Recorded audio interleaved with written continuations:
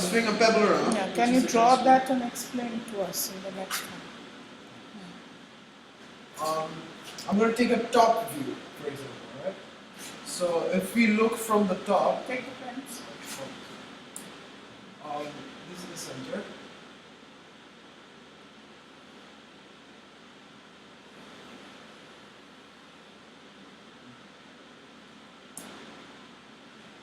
Where's the circle tool?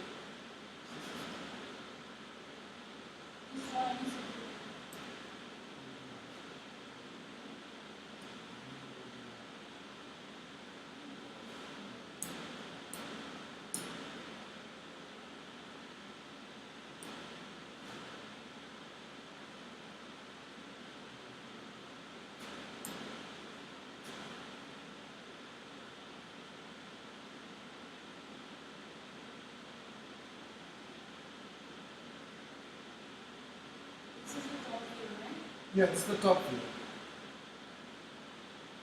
So basically, we're looking at it from the top. We're swinging it like this, but we're looking at it from the top. So this is basically horizontal, on a horizontal plane, right? So this would be moving the linear velocity at this point. Say if it's going counterclockwise,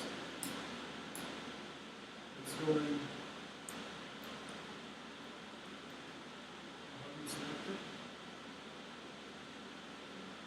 Going this way. The centripetal acceleration is this way. It's always pointing towards the radius, towards the center, along the radius. So if the whole thing is moving this way, right? So, and this is held by the string. This is a string that's holding it down, and this is just the path of the pebble flying round and round. The tension force of the string, if we use Newton's second law, the force of tension is equal to, you could say, the centripetal force, and which we could say is M. You can just hold the pen in a normal way. Yeah. Oh, no, I'm not used to this. So M times centripetal acceleration. And we know centripetal acceleration equals to V squared by R. Therefore, this equals to M V squared by R.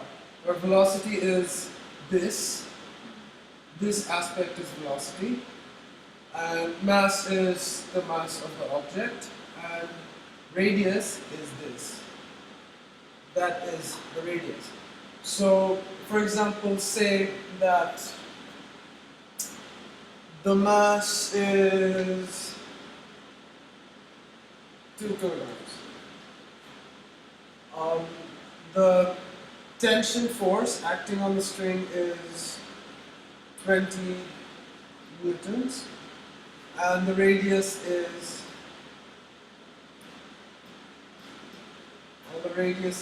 for example, 7 meters. Well, 7 meters would be too big, but it's a random example. Anyways, so if we take this information,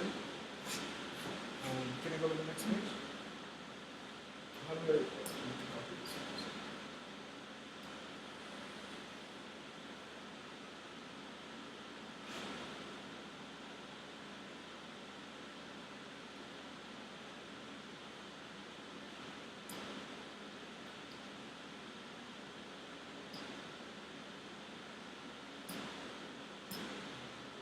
Select everything. Select the whole thing.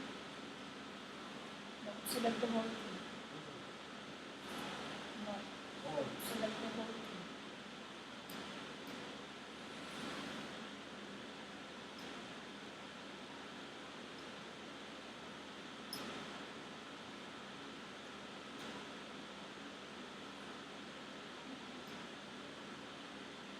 okay, you know what? Never mind. Never mind. We saw all of that.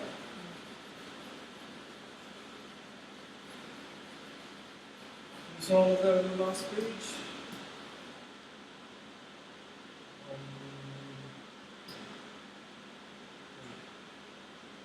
So from the last page we have, let's write down this equation first.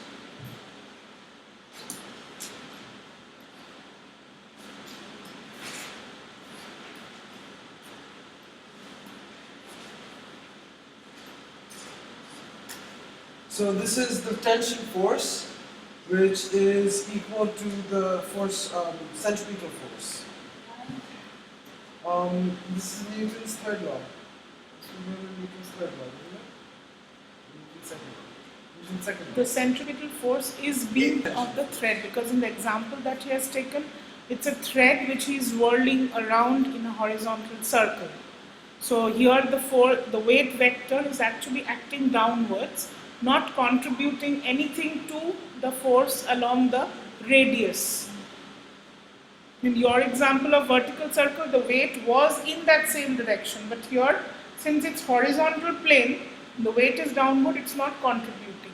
It's only the tension. It's not contributing to the pebble actually moving, tending to move towards the center. It's contributing in a completely other way. Can you explain a conical pendulum? Conical pendulum. It's not very relevant for the normal, normally you think wheel will be downward, it's supposed to take normal, it's supposed to be straight, it's supposed to take normal, take upward. Normal exist only when it is touching some surface. So it's The case that you did of roller coaster, there you had the whole body of the roller coaster, that particular object, the car, the vehicle moving, was touching the road.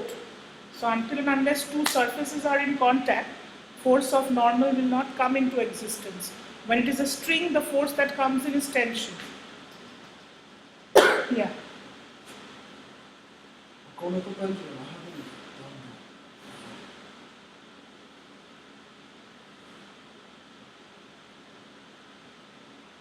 that. So conical pendulum would mean that actually you have pulled it to one side and left it, but that was not the rotation of the pendulum. The swinging of the pendulum rather is not on a two-dimensional It's on plane, a- but it's like this on a 3D plane. So the bottom of the pendulum is actually rotating along a circle, which is again a horizontal circle. So what kind of treatment would you give? What would be the centripetal force in that case? The centripetal force. Think of all the forces acting on that pendulum. Why don't you just draw a free body diagram?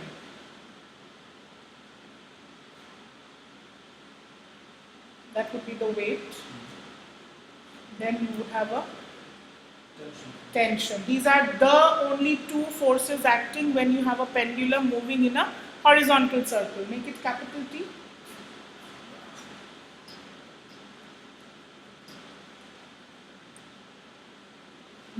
Now resolve the forces. It's moving. It's Take some angle which you can conveniently measure.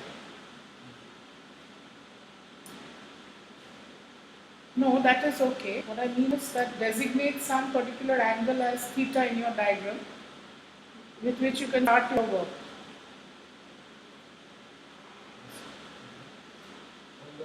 the whole thing theta, right? Think of which angle you can take as theta. You have, this is your master figure. In your master figure, which would be theta? This won't that be theta? The angle is the tension and the normal. Okay, let's take that angle as theta, the angle which the thread makes with the vertical. This one, right? Yeah. So if that is theta, what treatment would you give it? Because that's the angle we take into consideration. So now you go ahead, if that is theta. That is theta. Then this is zero. And the tension force is. Tension force could be set to the side.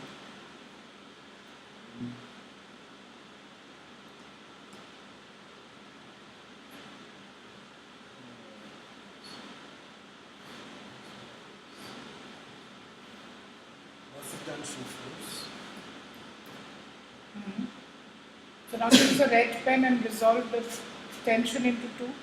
Choose a red color over there and just resolve the tension into two vectors.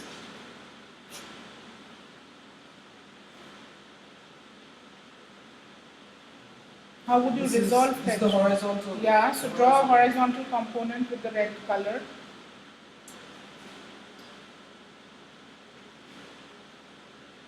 You can't draw a component separated from the vector itself, isn't it? Can I try to No, let him try.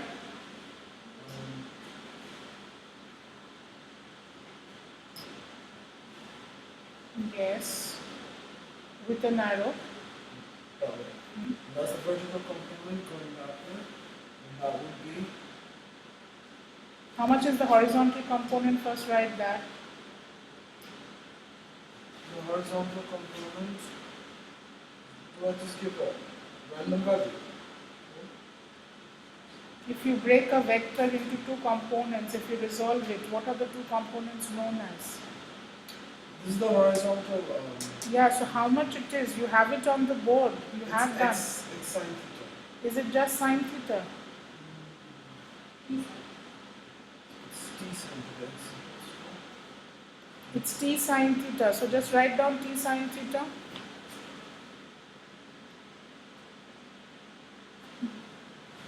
And the vertical component?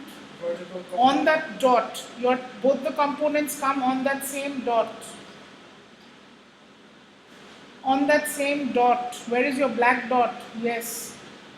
So how much is the vertical component? Vertical component would be t cos theta. Yes. Now do summation of the forces. Solution of the forces. The total downward force acting downwards is over here is 10. Don't think about 10, it's just weight. How can it be 10? The weight is 10 newtons, right? How? You are assuming weight to be g. G. It's weight, it's energy. Now just do summation of the forces. Sorry. Acceleration due to the weight is 10. What am I saying? Summation of fx and summation of fy.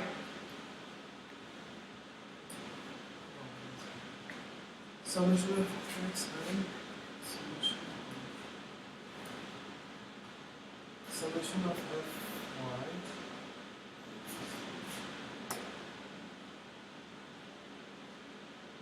You just say weight is w, right? W plus t cos theta, or no, w minus t cos theta.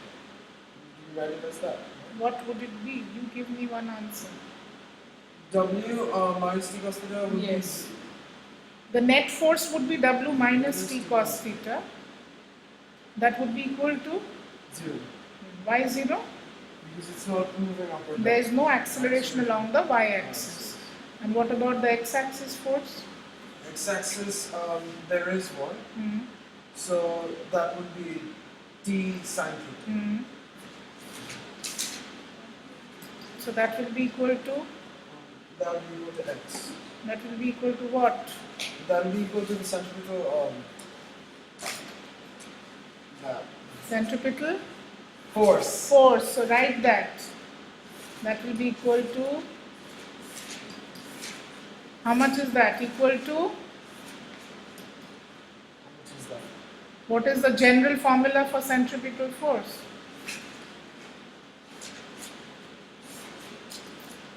Yes. So can you explain it once more in a nutshell about the conical pendulum?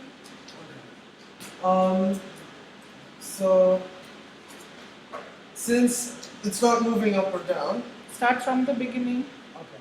when it's twirled like that, it moves only in a horizontal plane. It does not move up or down. Therefore, net vertical force. You don't land up to net vertical, right? From where did you start? The bob of the pendulum. What are the forces acting? Or the weight. The force is acting on the weight and the tension of the string. It's not moving up or down, so That comes quite we're later. going to say before that. You think, construct your explanation. We talk about the weight. The whole thing, what you have landed up, you're just explain in a nutshell. Centripetal force equals to mv squared by r. All that. Okay, thank you.